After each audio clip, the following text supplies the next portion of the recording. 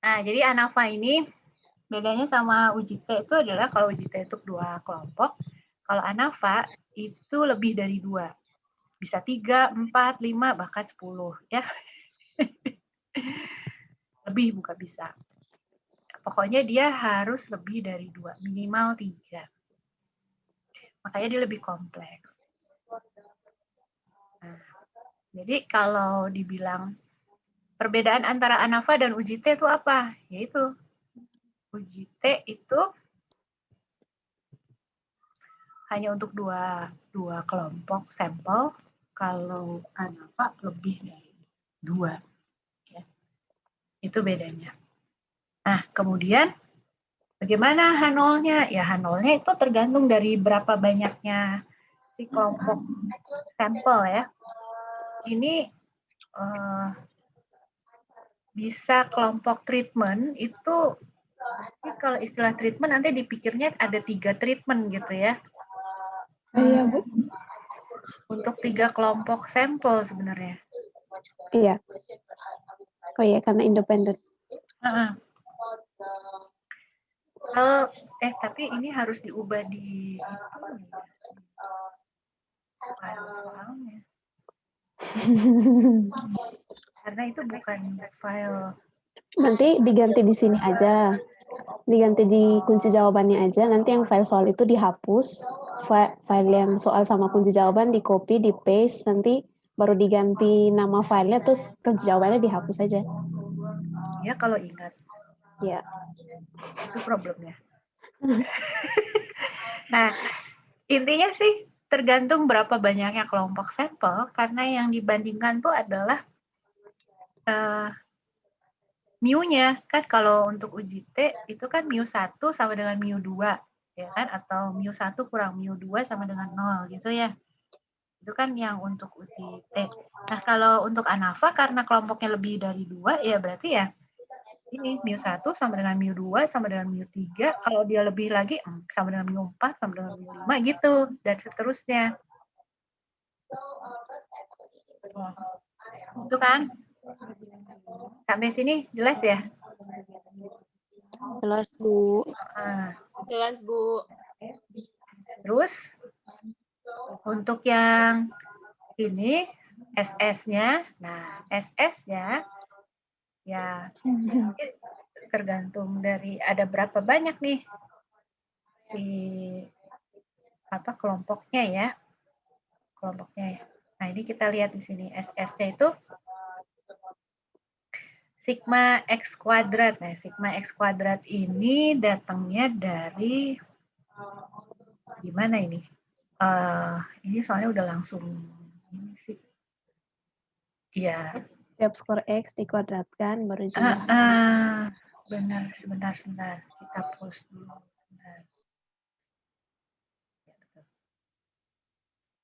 Kalau bahasa Inggrisnya itu ANOVA, Analysis of Variance. Kalau bahasa Indonesianya ANAVA, Analisis Varian. Gak usah bingung, ANO sama ANA itu sama ya di sini ya. Itu cuman Inggris sama Indonesia. Nah, kenapa asal mulanya ada ANOVA itu? Itu karena perkembangan dari kebutuhan analisis eksperimen. Eksperimen yang menggunakan ini nih contohnya ya, dia punya banyak kondisi perlakuan. Ada 4 kondisi perlakuan. Ya. Kalau ada 4 kondisi perlakuan, kalau kita pakai UJT, maka kita harus melakukannya seperti ini. Jadi 6 kali eksperimen. Itu secara biaya, waktu, itu merupakan pemborosan. Sehingga harus kita kembangkan teknik analisis baru. Nah, makanya ada teknik analisis varians, itu gunanya untuk mempermudah menganalisis hasil eksperimen ya, yang lebih kompleks. Jadi semakin kompleks desain eksperimennya, maka semakin kompleks juga statistika yang diperlukannya gitu. Nah, ini contohnya. Mungkin kita baca yang ini ya. Jadi dia mau meneliti tingkat pemrosesan informasi dilihat dari kemampuan mengingat, recall, ya, kemampuan recall. Kondisinya apa? Kondisinya yang pertama itu melihat ini, karakteristik fisik dari kata yang ditulis. Katanya itu pakai huruf besar atau kecil, gitu, ya. Yang kedua ditanya itu bunyi katanya, apakah bunyi katanya itu rhyming atau bersajak sama kata tertentu, misalnya sama kata kapal, gitu ya. Yang ketiga artinya, arti katanya apa?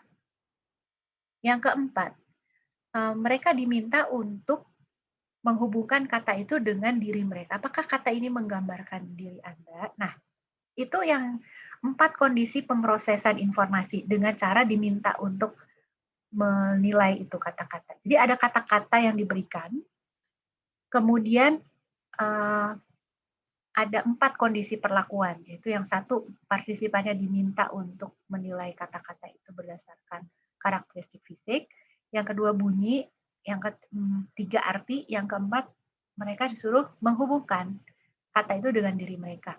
Lalu dicek mana kata yang mana kondisi yang akan membuat partisipan itu lebih mengingat, lebih banyak ingat kata-katanya tuh, ya. Kondisi yang mana dari 4 kondisi? Nah, ini ada 4 kondisi tadi ya.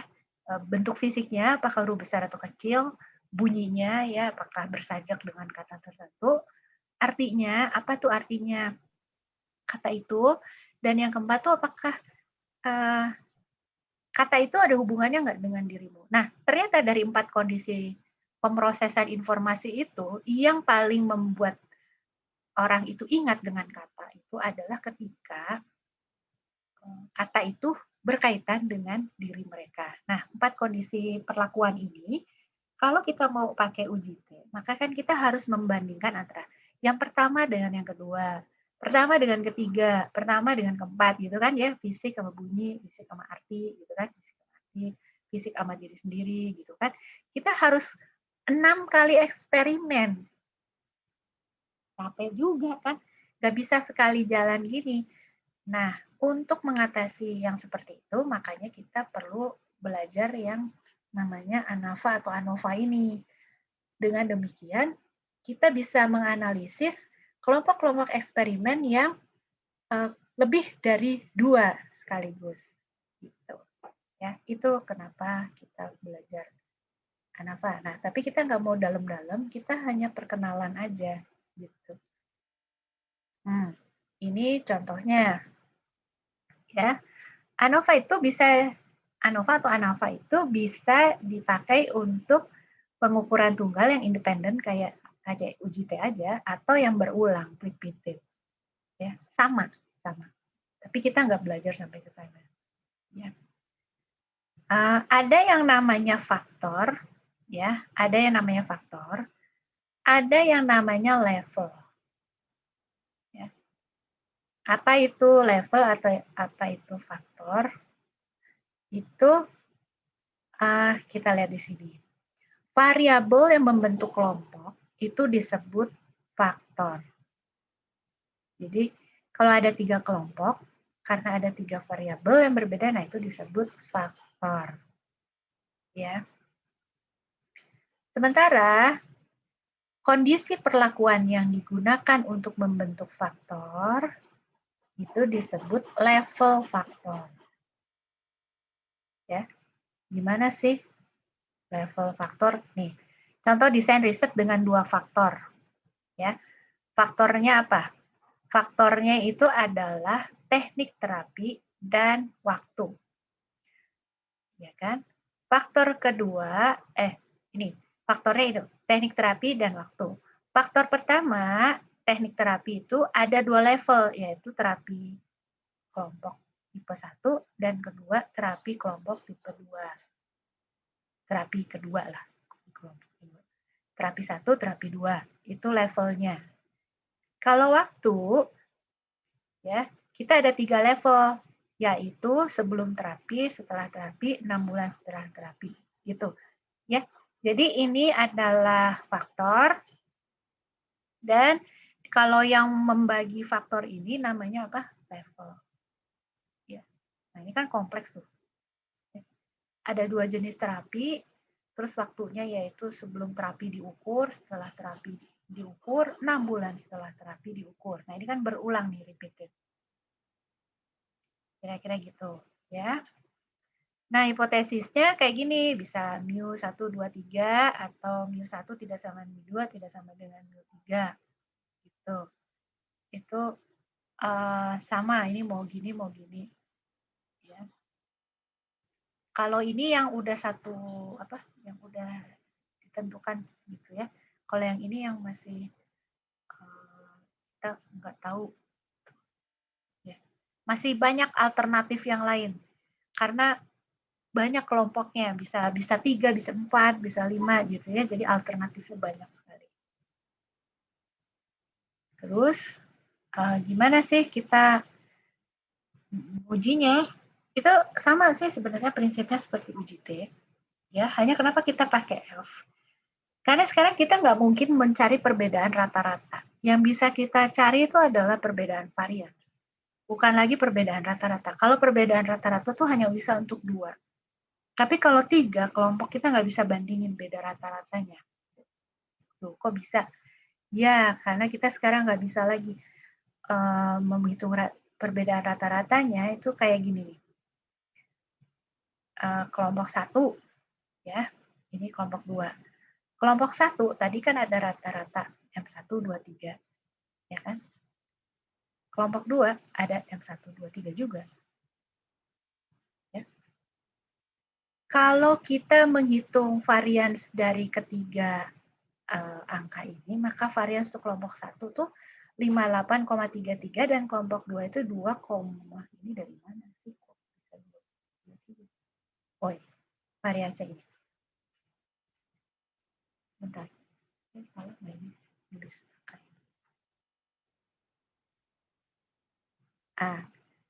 Varians itu bisa ngukur ini, perbedaan di antara rata-rata sampel. Ya. Kalau kita baca yang ini ya, kedua varians itu menghasilkan data akurat dari ukuran perbedaan yang ada. Dalam kelompok 1, perbedaannya kan besar nih. Ya. Ini perbedaannya besar. Dalam variansnya juga besar. Sementara kelompok 2 ini, perbedaannya kecil, jadi variansnya juga kecil. Kenapa ya? Ini 58,33 nggak aneh. Masa sih variansnya 58,33? Mungkin benar ya. Nanti ku cek lagi deh di buku. Saya salah ngetik apa gimana? Kok gede amat ya variansnya ya?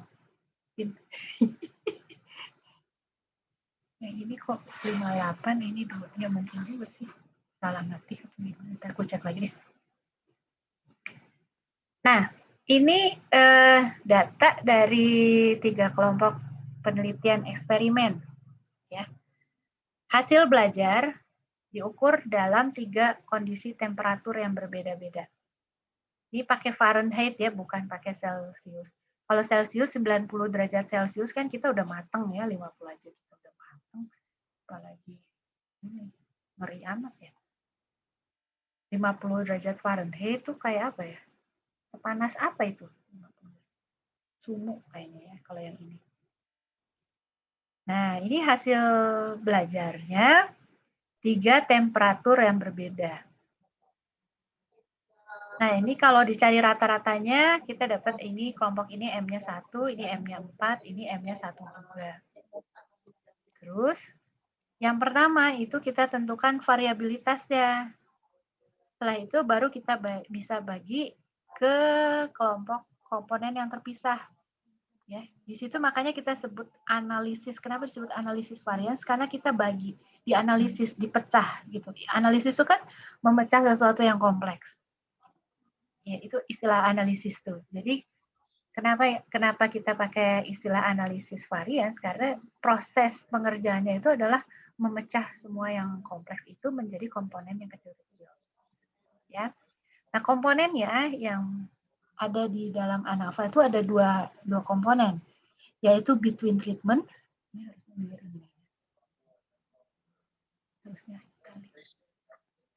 Between treatments, ya, variance between dan variance within. Logikanya sama seperti between dan within yang sebelumnya. Between itu artinya di antara treatment yang berbeda. Within itu di dalam treatmentnya itu sendiri, di dalam kelompoknya itu sendiri. Ya. Nah, ini udah kita bahas ya. Jadi kalau between itu di antara perlakuan yang berbeda. Kalau within itu di dalam perlakuan itu, di dalam kelompok itu sendiri. Ya. Nah, between ini tujuannya adalah untuk mengevaluasi perbedaan di antara perlakuan, ya. Jadi antara tadi apa namanya faktor ya, antara faktor yang satu dan faktor yang lain. Dan perbedaannya itu bukan karena kebetulan, ya. Itu tujuan analisisnya untuk membedakan itu. Maka terdapat perbedaan yang bukan karena kebetulan. Terus sumber kebetulannya itu karena perbedaan individu. Jadi kalau kita punya dua kelompok yang berbeda, maka individu di satu kelompok itu mungkin bisa lebih pintar-pintar daripada kelompok yang satunya. Nah, perbedaan individual yang kayak gitu itu akan merusak penelitian kita jika pintar itu akan memengaruhi variabel terikatnya. Makanya itu kelemahan dari membedakan dua kelompok yang berbeda. Terus, nah kemudian yang within ini kan dibedain di antara kelompok yang sama, ya. Tuh. Nah variasinya itu berasal dari perbedaan individu. Jadi within treatment itu mengukur seberapa besar perbedaan yang terjadi ketika tidak ada efek dari perlakuan. Jadi kalau perlakuan itu nggak ada efeknya, di dalam within itu di dalam kelompok itu sendiri itu ada perbedaan seberapa besar sih? Gitu, kira-kira gitu. Nah ini logikanya ini aja udah lumayan berat ya. Jadi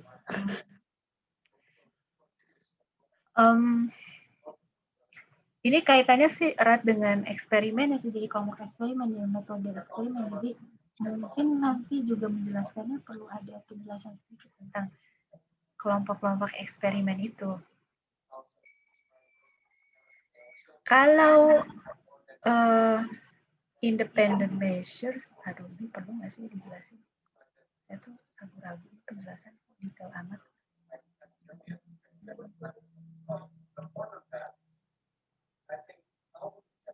Ya logikanya jadi gini, kan tadi between sama within ya. Jadi F itu adalah perbandingan antara variance between treatments dibagi variance within treatments. Nah, itu poin pentingnya dalam ANOVA. Jadi kalau dia itu atas dan bawah between and within itu sama, maka dia dibilang dia homogen. Ini kan kaitannya sama homogenitas itu kan, varians ya. Nah, ini yang perlu diingat sih bagian ini. Jadi F itu adalah variance between dibagi variance within. Ini nih yang perlu diingat bagian ini. Nanti penjelasan between within itu adalah yang tadi itu tadi. Ya.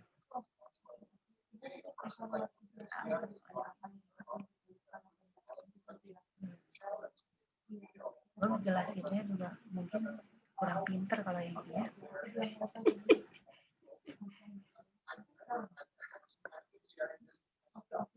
Gini. Jadi kalau F-nya itu mendekati 1, ya, berarti perbedaan antara between bagian atas dengan itu ya, dengan yang bawah itu artinya nggak ada efek dari perlakuan. Kenapa? Pembilang dan penyebutnya itu sama. Ya kan?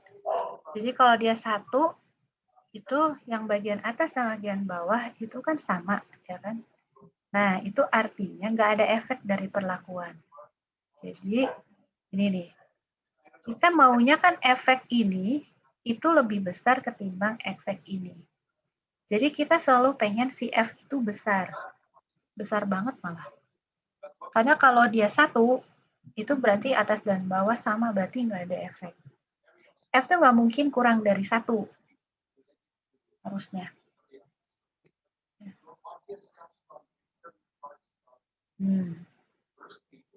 Ya, terus kita ingat itu ya, bahwa kita selalu kepengen si F itu besar. Sama logikanya kayak uji T. Kita selalu pengen dia besar supaya dia masuk di daerah ekstrim. Ya. F itu bisa negatif nggak? Nggak bisa negatif. Loh, kok bisa? Ya, nanti coba lihat. Ya. Terus, ini contoh perhitungannya. Aduh, perhitungan ini sangat belibet. Kira-kira perlu dijelasin nggak ya? Ya, Bu. Aku bikin soal, aku mikir lagi. Iya, sangat penting. Ini ada 3 kelompok perlakuan yang tadi. Ya, tadi kita lihat datanya ya. Di sini ada istilah notasi-notasi yang baru ya. Ada T besar. T besar itu apa? T besar itu adalah sigma X-nya. Jadi ini kan X ya, X untuk kelompok 1. Jadi X untuk kelompok 2, X untuk kelompok 3. Nah, untuk membedakan dengan yang sebelumnya, ini kalau dijumlah, itu kita sebut sebagai T. T besar itu namanya total. Total 1, total 1, total 2, total 3. Gitu. Ya, T itu gitu. Kayak sigma X ya, kalau yang uji itu apa? Sigma X. Sekarang SS. SS-nya sama SS1, SS2, SS3. Ya. Terus N1 itu adalah banyak data di sini. N1, 2, 3 ini bisa beda-beda. Jadi N1 di sini, N2-nya bisa 5 di sini, bisa 4, di sini bisa 7. Kan? Terus M1 itu rata-rata dari ini. Dari kelompok 1. M2 rata-rata kelompok 2, M3 rata-rata kelompok 3.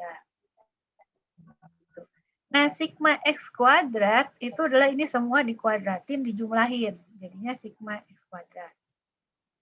G itu adalah T1 tambah T2 tambah T3, itu jadinya G. G itu apa sih singkatannya? Global ya? Grand total. Oh, grand total. Grand total. Grand total. Grand total. Grand total. G. N besar itu adalah N kecil 1 tambah N kecil 2 tambah N kecil 3. Ini jadi N besar. K itu adalah ini. Ada berapa banyak nih? Ada 3 kan? 1, 2, 3. Ada berapa kelompok? 1, 2, 3. Oh, K. Nah, sampai situ dulu. Apa enggak?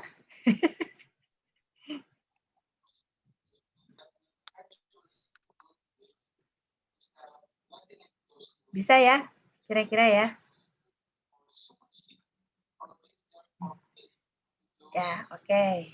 Lanjut ya. Oke, ini penjelasannya. Ya, grand total. Ini udah ditulis di sini. Kenapa saya grand total. Oke. Nah, ini gimana ngejelasannya?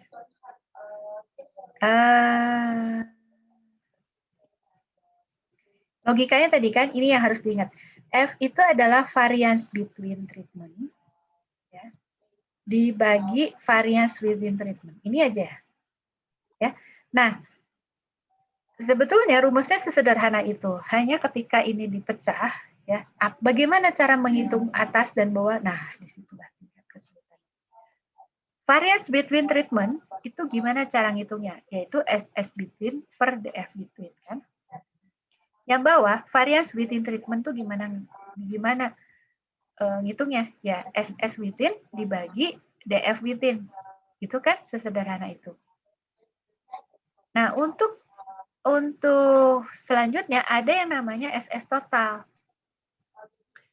SS total itu adalah SS between dan SS within, gabungan ini. DF total adalah DF between dan DF within. Terdiri atas itu. Ya. Nah, sekarang ya, ini nggak enak dilihat ya. Nah, disinilah kita mulai tersiksa. Ada si ANAVA ini. Untuk bisa menghitung SS total, maka kita menggunakan rumus ini.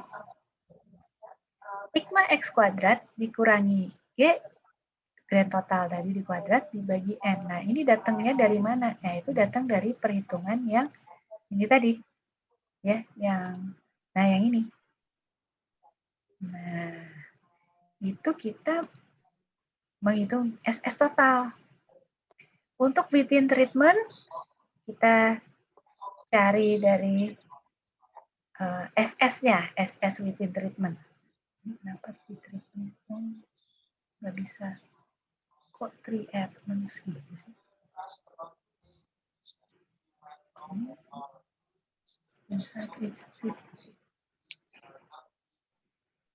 Kayaknya beneran nyambung ya. Kenapa setelah di enter kok dia nggak nyambung? Loh, kan kenapa Vin ini bisa begini, Vin? Kenapa, Bu? Ini kenapa jadi treatment segini? Padahal ini aslinya benar. Mungkin di spasi apa gimana? Masa bisa di spasi? Gitu. Ini gambar apa? Enggak, rumus, equation. Tuh, nggak ada spasi. Ada berubah apa-apa Bu di layarku? Masih spasi admin. Iya.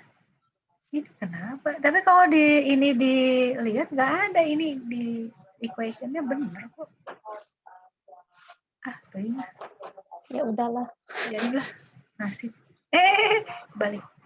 Nah, kemudian yang between treatments itu sahabat adalah SS total ini dikurangi SS within. Ya kan?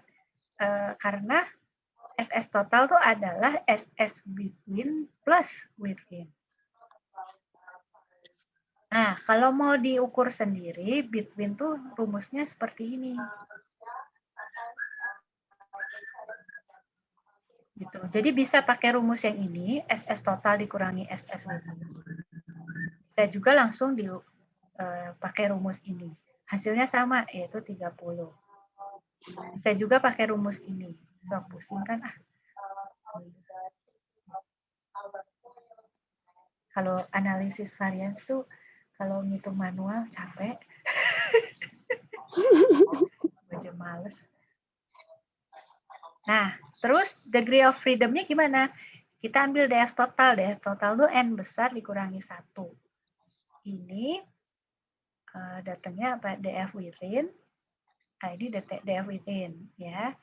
Lalu ini DF between. Jadi DF total itu sama dengan DF within ditambah DF between. Itu sama. Jadi bisa dihitung pakai ini. Bisa juga dihitung pakai rumus ini. Jadi kalau within-nya udah tahu, between-nya udah tahu, bisa tahu total juga ya. Itu ada cara-cara yang sama, hasilnya sama. Terus sekarang hitung F-nya ini. F ini kan tadi variance between per variance within. Ini kan within itu adalah expected by chance. MS between per MS within. Nah, MS-nya itu dapatnya dari sini. Kalau between, itu datanya dari SS between per DF between. MS within adalah SS within per DF within. Nah, ini masukin ke dalam rumus ini, kita dapat F. Nah, kalau sudah dapat F, ya kita selesai itu perhitungannya. F hitung. ini adalah tabel untuk mempermudah. Apa sih yang harus dicari? Ini. Kita harus cari dari between treatments, kita cari SS between, DF between, MS between. Within treatments, kita cari SS within, DF within, MS within. Nah, dari sini kita akan bisa dapat F-nya. Ya kan? Karena F itu MS between per MS within. Nah, ini untuk dapat F, MS, kita harus tahu SS dan DF. Ini mempermudah kita untuk mencari tahu sebenarnya kita harus cari apa sih gitu, karena begitu belibetnya ini perhitungan-perhitungan ini tadi, ya kan? Ini tabelnya. Lalu ini adalah kurva dari distribusi F. Kalau distribusi T itu seperti kurva normal, kalau distribusi F itu tidak, ya, dia selalu positif. Ya, karena varians itu kan kuadrat ya. Kuadrat kan, jadi nggak mungkin dia negatif.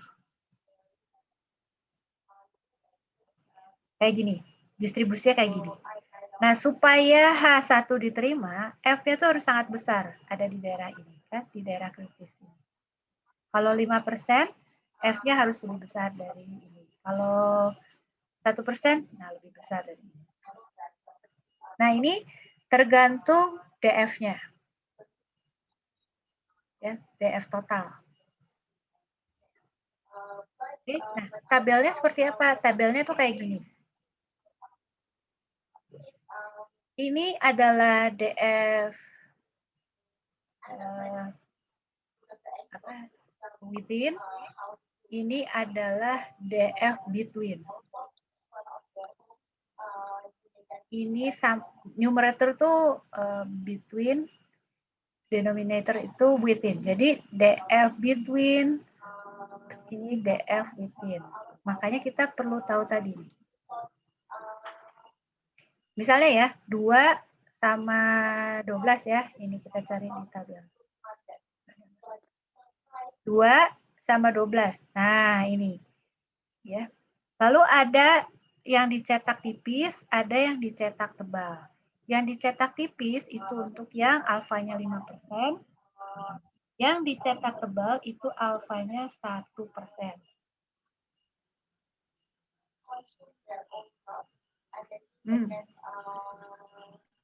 Penjelasannya sampai situ aja. Sekarang kita kembali ke soal. Nah, jadi untuk mulai nomor 3 ini, sekarang paham ya kenapa ada rumus ini. Kita harus cari SS total, SS between, dan SS within.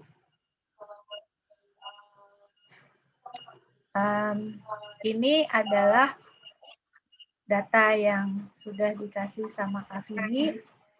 N untuk kelompok 1 10. T itu tadi total untuk kelompok 1 ya.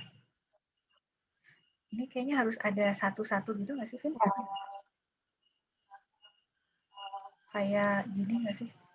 Iya, dikasih aja, Bu. Gini nggak sih? Di buku nggak ada soalnya. Oh gitu, ya udah biarin lah kalau gitu di buku. Alasannya kenapa nggak ada? Di buku nggak ada.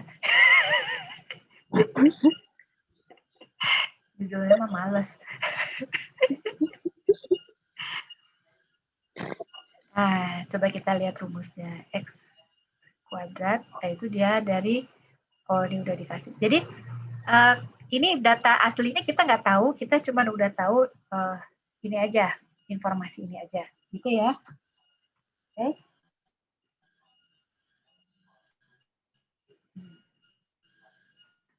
Terus, ini ada yang salah ngitung nggak sih? 206 enggak ya? 60. Sigma X kuadrat itu datang dari 10. X dikuadratkan 10 tambah 20 kuadrat. tambah 30. 10 tambah 20 tambah 30. Ini G kuadrat kan? Ya. G kuadrat. Ini tuh sama Oh dengan iya, G kuadrat. huruf-hurufnya lupa diganti. Ini sama dengan G kuadrat. Ini nggak perlu jadi G aja. G aja ya. Iya, ganti aja. Aku mau ganti kayaknya. Aku copy paste kayaknya dari latihan soal minggu sebelumnya. Iya, ini G.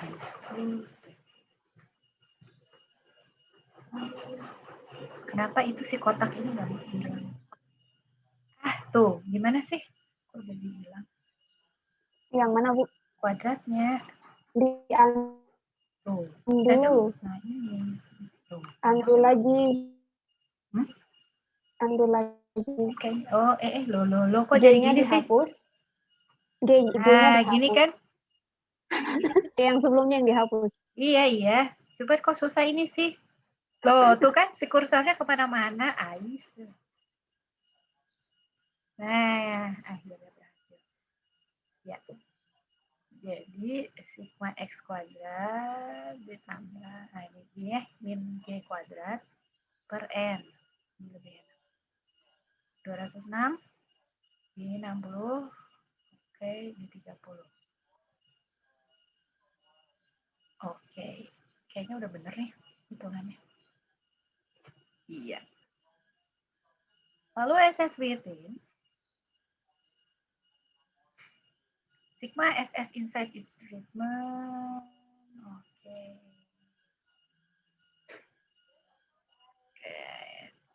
Kayaknya bener ya.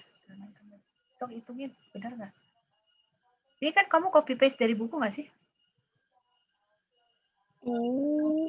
Aku ada yang aku copy paste, ada yang nomornya ganjil, ada yang nomornya genap.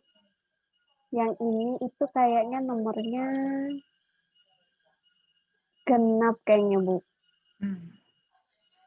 Jadi tidak bisa mencocokkan. Tapi ini benar kok perhitungannya. Iya. Puji Tuhan kalau benar, Bu. Iya, sambil pada ngitung ya. Ini saya barusan ngitung sih benar. Coba yang ini. Coba yang lain, teman-teman yang sambil lain. Ngitung ya. Ini sigma P kuadrat per N kurang.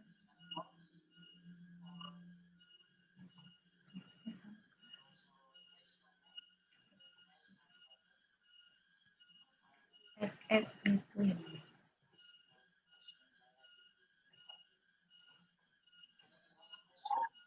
P kuadratnya 30.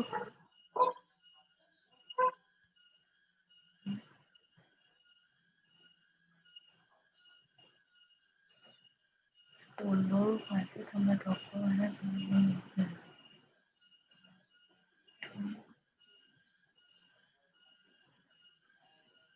Dan totalnya 60.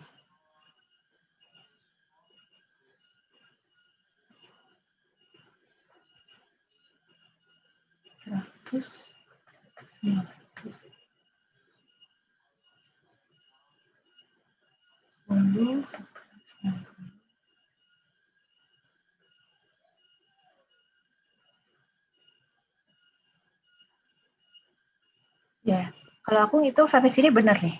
Yang lain gimana? Kalau di aku sih benar. Sama nggak yang lain?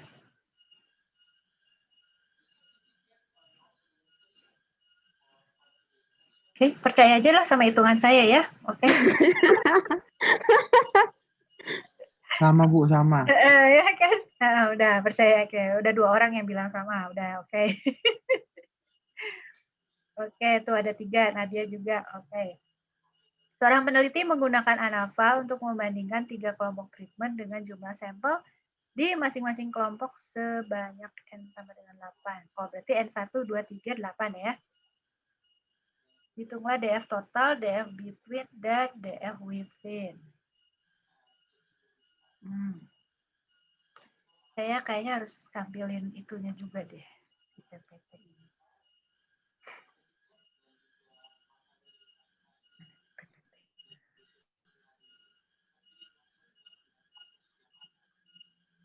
DF.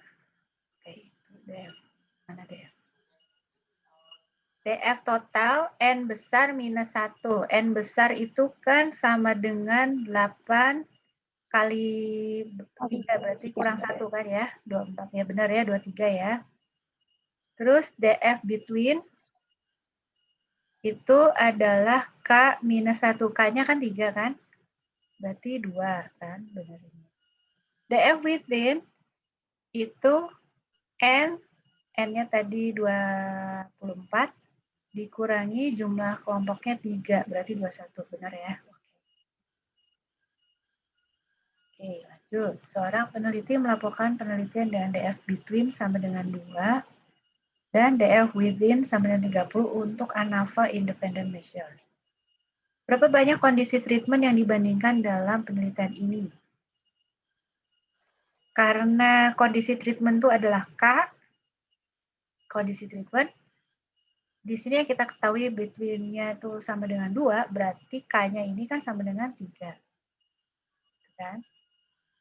Lalu berapa banyak partisipan dalam penelitian ini?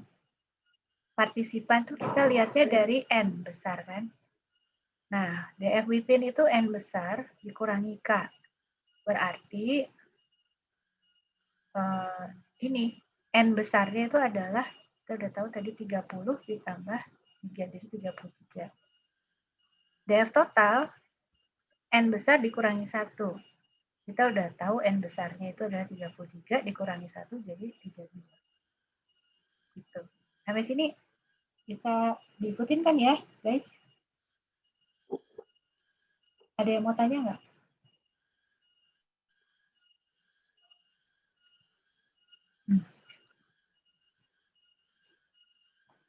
Oke. Kita masuk nomor 6. Banyak loh soalnya ya. Ini kita kayaknya nggak akan mungkin nyelesain semuanya ya, Vini.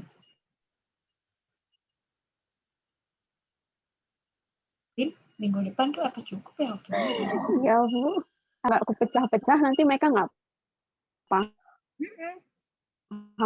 Terus ya udah, sekarang cari hitung perbedaannya, ada signifikan atau tidak kan. Takutnya mereka tahu cara ngitungnya, tapi nggak paham konsepnya gitu loh. Ini between, kenapa dibagi sama within, kenapa DF-nya ada yang 3, ada yang DF-nya besar, kayak gitu-gitu, Bu. Jadi aku tadi bikin soal tuh yang, aduh apa ini, nggak langsung shock otak mereka, padahal ini tuh udah paling sederhana banget ini. Kayaknya tahun depan perlu bikin ini deh, kumpulan soal, terus lebih banyak, terus ini dimasukin di Google Form gitu ya. Kayak Google Quiz buat latihan mandiri gitu kayaknya sih, mungkin ya.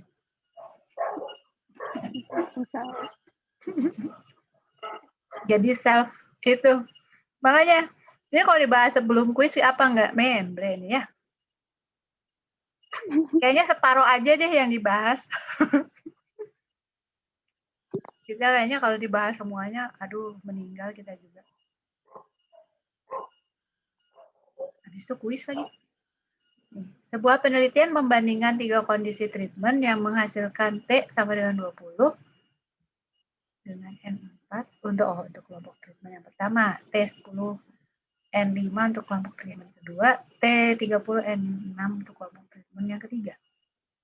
Berapakah nilai DF total? Nah, DF total kan N besar min 1.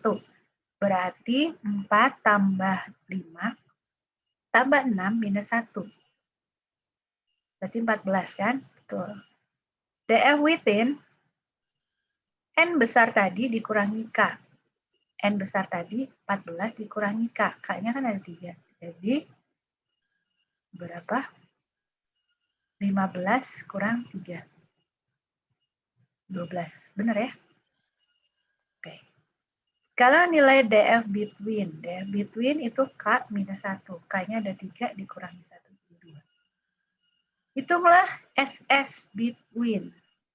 SS between itu dapat dari SS between. Oh, pakainya rumus yang bawah ya. Oke. Saya kembali. Aduh, kenapa saya tadi keluar sendiri? Udah ngomong panjang lebar, ternyata saya keluar. Aduh, maaf ya. Dia maafin kan nih? Udah ngomong panjang lebar ternyata guanya keluar. Nah, ini SS between. Kita masuk ke sini ya. SS between 20 tadi mana datanya? Aduh, ini harus ini.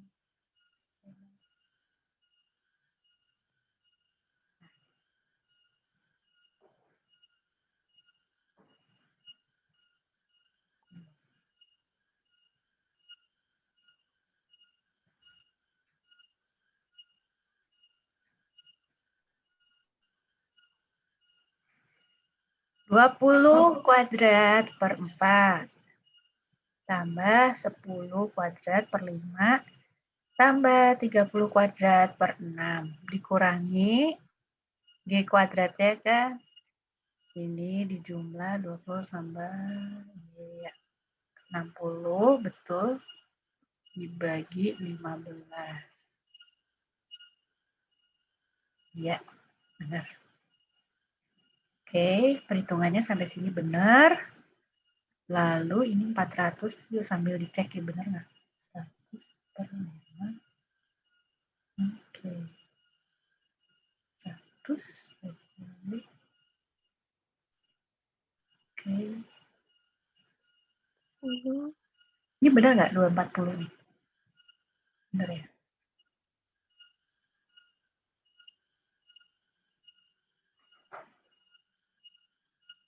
Benar. 270. Iya, benar. Benar ini? Kata saya mah benar. Kataku juga benar sih, Bu. Oke, benar lah. Kata Kak Vini sama Bu Anti benar, udah benar. Parah. Tentukan nilai F tabel pada nilai DF berikut. Semuanya dengan nilai alfa. Oh, ini bisa nih kalau F tabel mah ya. F tabel. Tadi ada contoh F tabel nggak? DF between 2, DF within 10. Nih. Alfa 5%, 4, ya, betul. DF between 4, DF within, oh nggak ada nih. DF within 8. Kok nggak ada ya, Vin? DF di sini. Males, Vin, buka buku. Ada yang bisa buka ya? Aku juga malas bikin ini. Iya. Harus hafal dua lebih 3 halaman. Kalau nggak harus nge-scroll ini. Males. Bentar.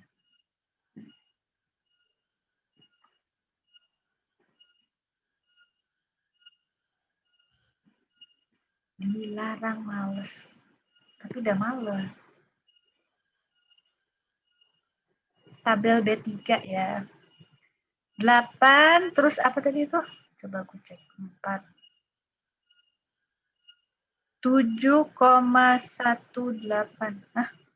7,18. Oh, salah. Itu tabel apa? Oh, ini salah. Tabel B4. Aduh, B4. 3,84. Oh, ya betul. Terus DF3 sama 5. 5,41. Ya, betul. 26. 5,14. Betul. 24. 6,94. Benar, dah. Cocok. Oke. Lanjut ya. Berikut ini adalah data yang diperoleh dari independent measures yang membandingkan 3 kondisi treatment. DF between. Nah, DF between. Kita balik lagi. K-1. Ini ada 3. Jadi kurang 1 jadi 2. DF within. N besar min K. N besar adalah 8 tambah 8 tambah 8. Dikurangin K-nya 3. Jadi 24 dikurangi 3, betul. Dari total, N besar dikurangi 1. N besarnya tadi 24 dikurangi 1, jadi 23. Nah. SS within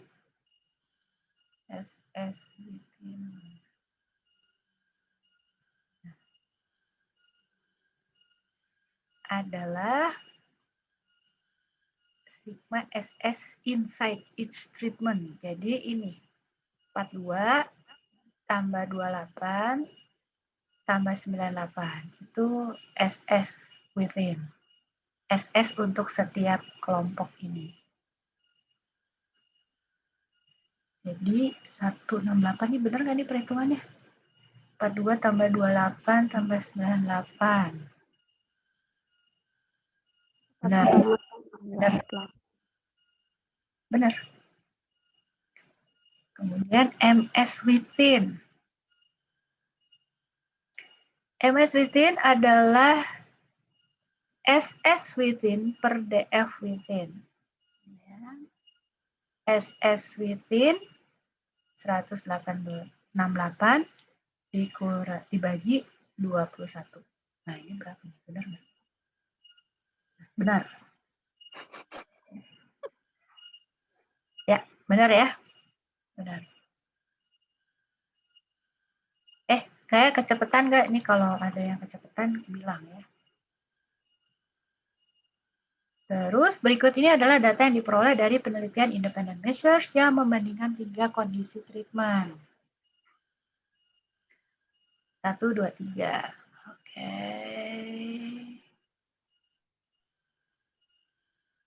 Hitunglah MS within dan MS within. Ini kayaknya cukup sampai sini aja nggak sih? Sampai mana, Bu? Sampai B ini. 9. Oh ya. Ini yang 10 ini. Kan banyak nih. Dipindahin latihan individu aja.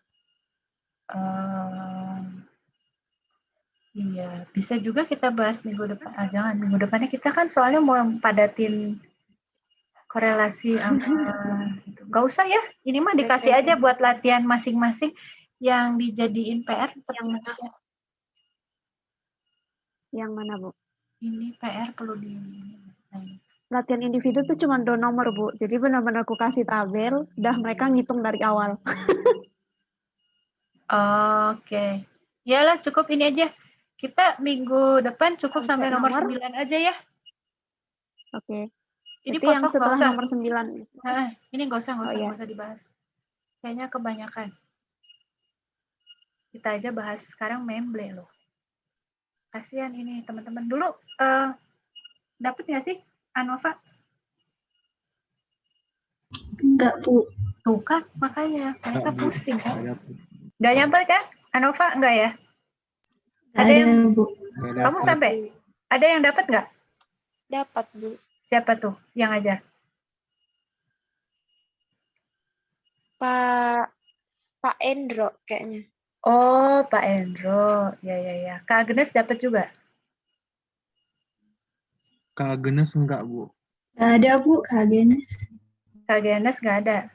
Agnes nih siapa, Nadia? Nggak ada Kak Agnes. Adanya Agnes. Ini Nadia salah. Jadi yang dapat cuman yang Pak Endro ya? Kalau iya, Bu, saya dapat Pak Endro. Oke. Masih ingat nggak? Kamu masih ingat nggak? Dulu detail atau langsung pakai SPSS gitu? Dulu tuh sempat manual, Bu. Habis itu setelah itu mencoba untuk pakai Excel. Pakai Excel sama SPSS. Oke. Bertahap gitu, Bu. Oke. Berarti ada toh yang ini cuma satu toh. Berarti benar, Vin, kita nggak usah terlalu detail. Kasihan ntar yang baru kali ini tahu itu apa, Anova. Baru tahu sekarang, minggu depan sudah suruh ngajarin. Memble. Nah, Jadi kenapa? ibu yang pindahin ke latihan individu. Nggak usah. Biarin aja di situ, tapi kita nggak usah bahas. Oh iya. Biarin aja di situ. Terus, oke. Ini, MS within dan MS between. Oke, ini kan masuknya dari sini. Karena kita mau MS ini, kita ingat yang ini. Supaya bisa tahu, kita harus SS between. Ya, pakailah tabel ini. Ya, pakai tabel ini. Jadi apa aja yang harus dicari? SS between. SS between di sini. Oh, yang di sini yang dicari within dulu. Ya, sama aja, nggak apa-apa. SS within dulu, boleh. SS within itu adalah SS setiap kelompok ini dicari SS-nya. Nah, dijumlahin. Ya, jadi 2 tambah 4 tambah 8. Oke. Terus kita cari DF within. DF within itu adalah sama seperti ini. Ya, sama sih seperti ini. Emang nanti kalau pakai cara ini apa nggak bisa? Karena kita dari tadi kan DF within itu kan N besar min K ya. Kenapa kamu carinya pakai panjang gini? Iya. Ya? Walaupun sama aja sih. Ini tuh aku waktu nyusun soalnya tuh, jadi baca. Nanti yang ketemu N kurang K itu setelah aku baca yang N1 ini. Ya, yang di bawah tuh langsung N kurang K sih, Bu. Tapi yang awal-awal masih yang rumus panjang. Benar sih, sebenarnya sama aja. Ini kan ada 2 cara ya. Iya. Bisa yang ini, sigma dalam kurung N-1. Ya. Jadi DF kelompok 1 itu kan adalah 1, 2, ini 4 ya. Ini 1 teh ini loh. Ini treatment kan. Yang mana tadi? Loh, kok hilang? Ini nih tak kasih warna aja ya.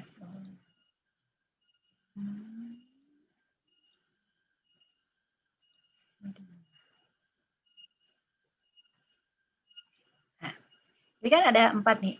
N untuk kelompok 1 kan 1, 2, 3, 4. Ini kan DF kelompok 1 kan 4 kurang 1. Nih, 4 kurang 1. Tambah DF ini. DF ini kan berapa? N-nya 4 juga kurang 1. Tambah DF ini. Ini. Nah, itu DF within sebenarnya. Ya. Logikanya sebenarnya gitu. Jadi, kalau ini dikurangi 1, ini kurang 1, ini kurang 1, itu kan sama dengan total semuanya dikurangi ada berapa kelompok kan? Bener kan? Nah, sama gitu. Itu logikanya. Jadi sama aja. Ini mau pakai rumus ini atau N besar kurang K itu sama. Ya. Terus ini perhitungannya benar ya? Benar. Oke. Terus SS total adalah SS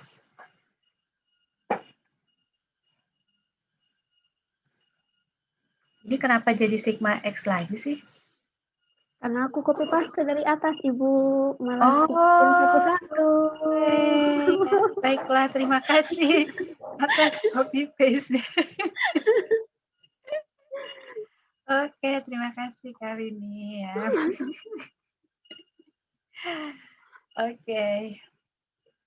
Jadi ini adalah 238 dikurangi ini, tapi nggak ada yang salah kan 238 ini. 238. Males gue ngitungnya. 48.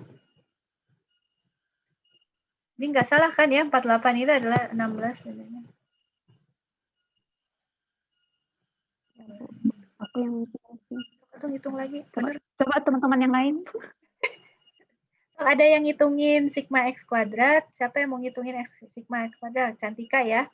Yang ngitungin G besar, Christine ya. Coba. Terus yang lain coba ngitung ini, bener nggak?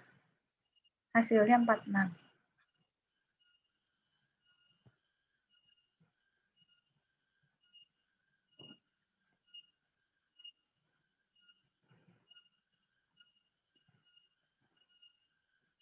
G bener ya 48, oke.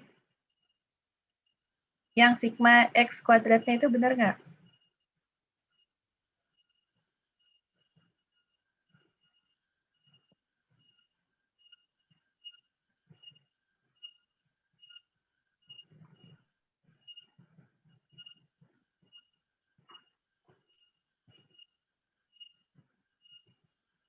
Sigma X kuadrat itu dari 4 kuadrat tambah ini kuadrat terus ditambahin sampai sini. S apa? Oh, S total. Saya S theta. Ya, S total. Aku kira SS tidak benar. Iya, saya pikir, tidak benar. Aduh, gua udah deg-degan. Aku juga, Bu. Mana salahnya di awal lagi kan, berarti sampai bawah salah. Benar ya, 238. Oke. Yaudah, thank you, benar ya. Berarti SS total benar. Nah, SS between itu adalah SS total kurangi SS within. Iya. 46 dikurangi 14. 32. Oke. 32. Jadi ini pakai cara yang ini, SS total dikurangi SS within. Ya, pakai cara ini. Ini 3 cara ini sama aja. Oke. Terus DF between K-1. Ya, betul. Sekarang kita cari MS. SS between tadi 32 dibagi 2. 16, benar. MS within 14 dibagi 9. 1,56. Benar. Ya udah, karena tinggal dibagi. Ya kan? 16 dibagi 1,56. Berapa nih? Kalau F-nya ya. Ini nggak ditanyain F-nya. Ada, Ya, Bu. di bawahnya. Oh, soal B ya. F-nya MS between ya udah berapa, ini benar nggak nih? Gue males gitu. Ini benar nggak? Benar, Bu. Benar ya? Iya. Sekarang F tabel. Nah, kalau F tabel harus cari lagi F tabel. Tadi di sini ada nggak? Tadi 10. Nah, 10. F tabel 2 sama 9. 4,26. Ya, betul. 4,26. 4,26. 4,26 titiknya lalu dibandingin sama F hitungnya, ya berarti karena dia lebih besar, maka H0 ditolak. Ya, ingat ya, F itu harus besar supaya masuk ke daerah kritis. Kan? Ini karena dia lebih besar dari ini, pasti dia ada di daerah kritis. Ya. Oke. Jadi ada perbedaan di antara ketiga kondisi. Nah, saya mungkin perlu menjelaskan sesuatu. Nanti kan di bawah-bawah ini ada yang namanya post hoc ya. Post hoc itu adalah kelanjutan. Jadi kalau H1 diterima, berarti ada perbedaan di antara treatment ini. Treatment ini. Ya. Kenapa?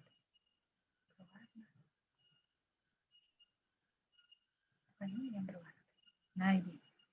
Jadi kalau sudah ada perbedaan di antara treatment, artinya H1 diterima, ada perbedaan, kita kan nggak tahu yang mana yang berbeda. Yang 1 berbeda sama 2, apa 2 berbeda sama 3, atau 1 berbeda sama 3. Nah, untuk bisa mengetahuinya, itu kita lakukan uji post hoc.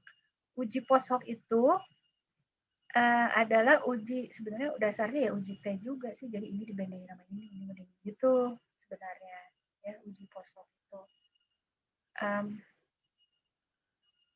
Nah, uji POSOK ya.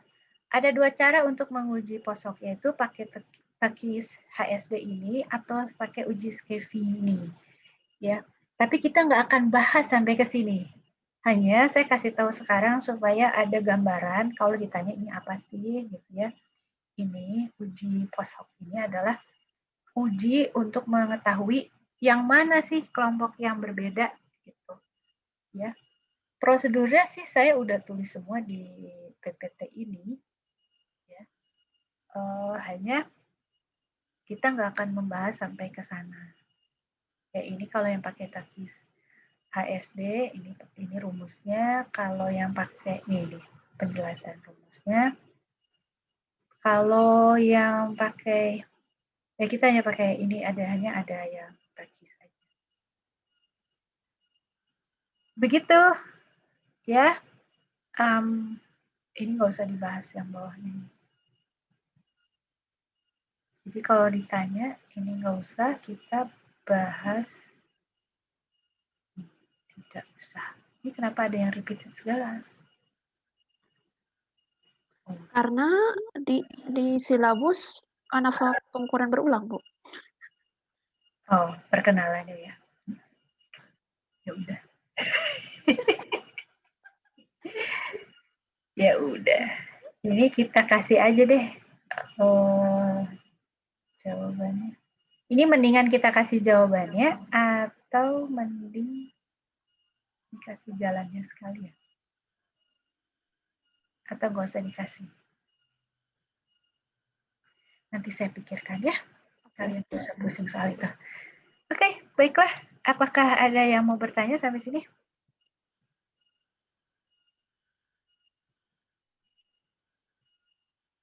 Mumet ya? Aduh, saya telah membuat kalian mumet. Kan saya jadi merasa berdosa. Kan? Adakah yang mau bertanya?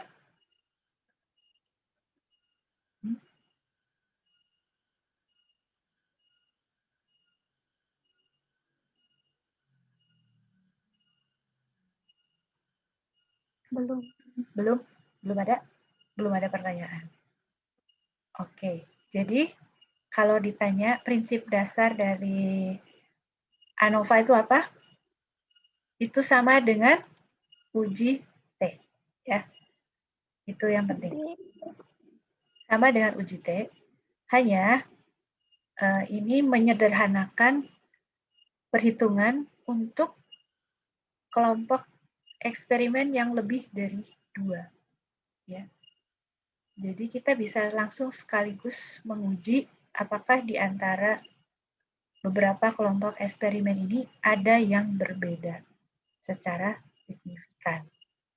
Nah, kenapa kita tidak menggunakan uji T? Karena kalau kita menggunakan uji T, nah ini. Kalau kita menggunakan uji T, maka kita harus mengujinya satu-satu. Kayak yang ini tadi. Ya. Jadi ini dibandingin sama ini dibandingin sama ini. Nah, kalau ini cuma 4, kita 6 kali eksperimen. Kalau kita lebih dari itu, wah banyak sekali. Ini aja udah banyak sekali eksperimennya, nggak efektif kan, dan tidak efisien sama sekali. Jadi kita menggunakan uji yang baru. Itu prinsipnya. Ya. Dan ini prinsip-prinsip eksperimen yaitu independent variable dan dependent variable itu juga yaitu menjadi dasar dari perhitungan ANOVA ini. Begitu. Sampai sini ada yang mau ditanyain? Ini kayaknya PPT-nya harus gue revisi nih. Membaca soal dari Kak Vini. Seperti biasa. Soalku terlalu sulit, Kak, Bu. Kayaknya PPT-ku yang terlalu jelimet. Oke.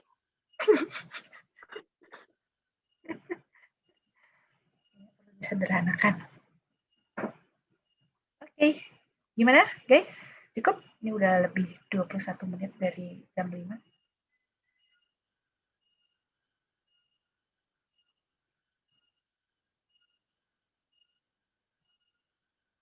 Bagaimana teman-teman sekalian? Apakah ada yang mau ditanyain? Sudah cukup? Cukup ya? Oke, baik. Kalau begitu ya udah kita sampai sini aja.